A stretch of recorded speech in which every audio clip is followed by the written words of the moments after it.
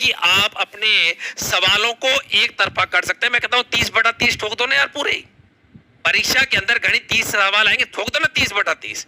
विज्ञान ठोक दो 30/30, रीट के अंदर जैसे प्रदर्शन करते पूरे ठोक दो। आओ टॉप पर सीट्स पर। कहां दिक्कत आ रही है? अब आपको मैं बता रहा हूं विज्ञान का, थोड़ा सा देखो एक बार, जरा आपको भी पता चले कि वास्तविकता में ये किताबें क्या है, ये क्या क्या मैं बोलता हूं। मैं कहीं से पढ़ाता हूं टेस्ट सीरीज, मैं कहीं से पढ़ाता हूं, मेरे नोट्स कहीं से बनते हैं, वो ये है। मैं खुद कुछ नहीं, मेरे पास ये है, यही मेरे हथियार है, यही मेरे अस्त्र है और यही मेरे शस्त्र है। इन्हीं से मैं हमेशा विद्यार्थियों को विजेता बनाता हूं। और बच्चे लालो, ये जो एनसीईआरटी की बुक्स है, आप जरा देखिएगा एक बार, ये सिलेबस आज आपका आया है, यही आपका पाठ्यक्रम है। इसके अंदर देखो जरा, परमाणु अणु मोल संकल्पना, बताओ 9th का तीसरा चौथा चैप्टर है एज इट इज, तीसरा और चौथा चैप्टर ऐसे कैसे उसकी लाइन लिखी है। जरा देखो दूसरा तत्व यौगिक मिश्रण भौतिक रासायनिक, 9th का दूसरा पार्ट है। रासायनिक अभिक्रिया समीकरण उपचयन अपचयन अभिक्रिया 10th का पहला ही पार्ट है।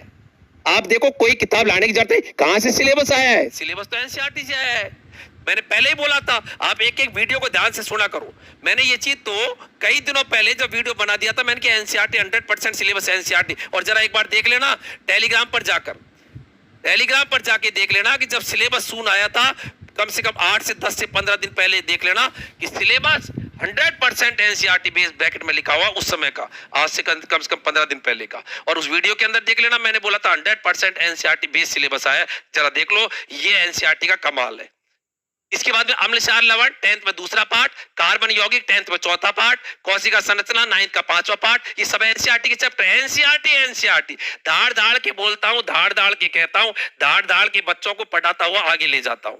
जैव प्रक्रम पोषण श्वसन परिवहन 10th का छठा पार्ट, नियंत्रण संबंध 10th का सातवां पार्ट, जीवों में जनन जनन में हार्मोन्स की भूमिका 10th में 8वां और 8वीं क्लास एनसीईआरटी का 9वां पार्ट। इसके अलावा सूक्ष्म जीवों से फैलने वाले संक्रामक रोग 9th के अंदर 13वां पार्ट है। इसके अलावा 8वीं क्लास के अंदर दूसरा पार्ट है, जैव रासायनिक चक्रण 9th के अंदर 14वां पार्ट। आप एक बार देख लो, ये सिलेबस है पूरा का पूरा एनसीईआरटी, 100% एनसीईआरटी बेस्ड। भोजन के प्रमुख अवयव, इनकी कमी से होने वाले रोग 6th क्लास के अंदर दूसरा पार्ट, बल गति गति के नियम, पूरा फिजिक्स का लंबा चौड़ा मामला, ठोक के फिजिक्स के अंदर लंबा चौड़ा मामला, एक तरफा काम। और वहां पर बल गति के नियम 9th के 8वां 9वां पार्ट, विद्युत धारा परिपथ ओम का नियम, प्रतिरोधों का संयोजन, श्रेणी समांतर। मैंने बोला था कि श्रेणी समांतर का पूरा ठोका है विद्युत का पार्ट और विद्युत धारा के प्रभाव। ये आपके 10th क्लास के अंदर 12वां 13वां पार्ट, 8th क्लास के अंदर आपके 14वां पार्ट दे रखा है, रासायनिक प्रभाव का। गुरुत्वाकर्षण, ये है केपलर का नियम, उत्प्लावकता आर्किमिडीज का सिद्धांत, 9th क्लास के अंदर ही है। ये कोई अलग से नहीं आया था, कहीं ऊपर से कूदा हो। इसके अलावा ताप उष्मा, ये आपके वही प्रकाश का परावर्तन 10th का 10वां और 11वां पार्ट, जिसके अंदर आपके दर्पण पूरा का पूरा लेंस, कंप्लीट दर्पण लेंस। और वही आपके ध्वनि 9th का 12वां पार्ट, सौर मंडल चंद्रमा 8वीं का 17वां पार्ट। यही पाठ्यक्रम है। ये बोलो जी, आप बताइए इन किताबों के बाहर कौन सा सिलेबस है? किताब के बाहर कोई चैप्टर नहीं, कोई किताब के बाहर कोई पॉइंट नहीं।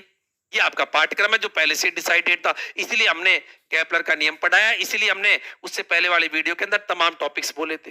हमने मोल संकल्पना बोली थी, हमको पता है कि मोल संकल्पना इसलिए क्योंकि मोल संकल्पना इससे पहले भी जरा देख लेना, ऐप के अंदर तो मैंने पहले से पढ़ा दिया था रीड के टाइम पे। मोल संकल्पना ऐप के अंदर तो केपलर का नियम मैंने पहले से डाल दिया था रीड के समय पर। जरा देख लेना कि वहां पर रीड के विद्यार्थी हैं, इसके अंदर भी कोई तमाम विद्यार्थी होंगे और वहां पर उन बच्चों को देख लेना कि वहां पर केपलर का नियम मैंने उस समय पर ही उसके नोट्स डाले हुए हैं। उस समय पर हमको पता है उस चीज का, क्योंकि जब तक आप पूरे एनसीईआरटी का निचोड़ नहीं निकालोगे तो निश्चित मानिएगा कि आप वहां पर एनसीईआरटी को केवल मात्र पढ़ रहे हो, लेकिन उसका अर्थ साबित नहीं होगा। क्लियर? तो ये यहाँ पर पाठ्यक्रम मैंने आपको बताया कि किस प्रकार से एनसीईआरटी